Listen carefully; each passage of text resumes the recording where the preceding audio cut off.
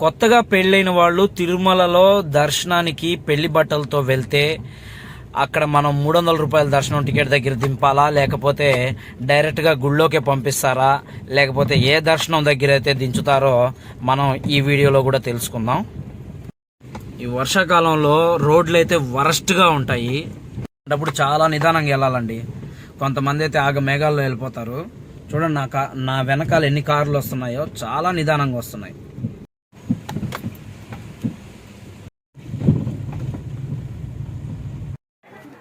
కొత్తగా పెళ్ళైతే అప్పగింతలే చూడలేము. అసలు ఆ ఏడుపులు మనం చూడలేము, ఆ అప్పగింతలు మనం చూడలేము.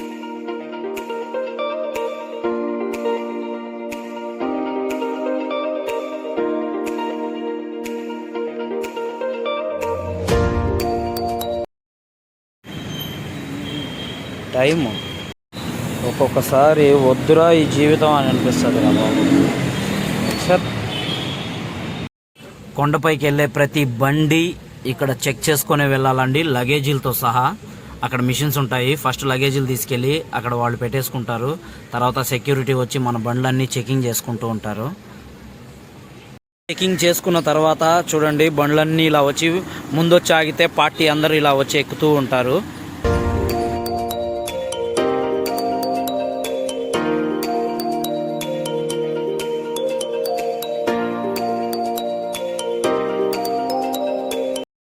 టైం వచ్చేసి కరెక్ట్గా 5 అయిందండి.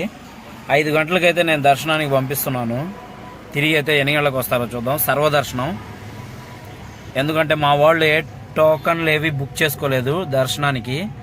డైరెక్ట్గా పెళ్ళయింది, నేరుగా వచ్చేసారు. అదిగోండి పూలమాలతో సహా అన్నీ ఇక్కడే పెట్టేసి వెళ్తున్నారు. ఎన్ని గంటలకు వస్తారో చూద్దాం. మా వాళ్ళకి గుళ్ళో నుంచి బయటకు వచ్చేటప్పుడు లడ్డు కౌంటర్ వెనకాల మ్యూజియం ఉందండి. సో ఆ మ్యూజియం దగ్గరికి అయితే వచ్చేయమని చెప్పాను. నేనైతే ఫస్ట్ మ్యూజియం ఓపెన్లో ఉందేమో చూద్దాం. చాలా బాగుంటుంది మ్యూజియం కూడా, ఒకసారి చూద్దాం. క్లోజింగ్లో ఉందంట, వర్క్ అయితే జరుగుతుంది లోపల. చూడండి మ్యూజియం అయితే చాలా బాగుంటుంది. తిరుమలలో కావాల్సిన వాష్రూమ్స్ ఉంటాయండి, కానీ ఒక్కదానికి కూడా ఏం డబ్బులు కట్టక్కర్లేదు, మొత్తం ఫ్రీ. దేవస్థానం వాళ్ళు అంత బాగా చూసుకుంటున్నారు ఇక్కడ. నీట్నెస్ అయితే మనం చెప్పక్కర్లేదు. ఏంటంటే కొత్తగా పెళ్ళైన వాళ్ళకి మాత్రం ఏదైనా దర్శనం టికెట్లు బుక్ చేసుకుంటే వాళ్ళకి నేరుగా వెళ్ళొచ్చండి.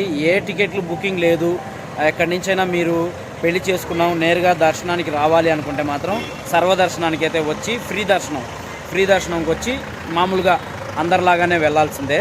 ఈ ఒక్క విషయం బాగా గుర్తుపెట్టుకోండి.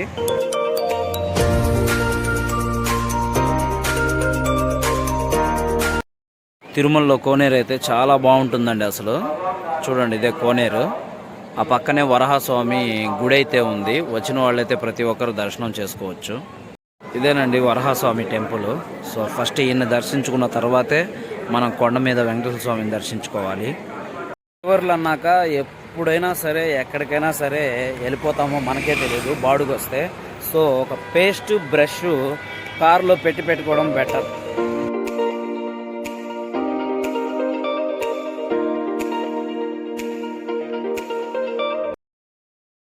మా వాళ్ళు దర్శనానికి నిన్న సాయంత్రం గురువారం రోజు 5 గంటలకు వెళ్ళారండి. కానీ నిన్న నైట్ 12 గంటలు లోపలగానే వదిలేసి ఉంటే దర్శనం ఈ పాటికి వచ్చేసి ఉండాలి. ఇంతవరకు రాలేదు.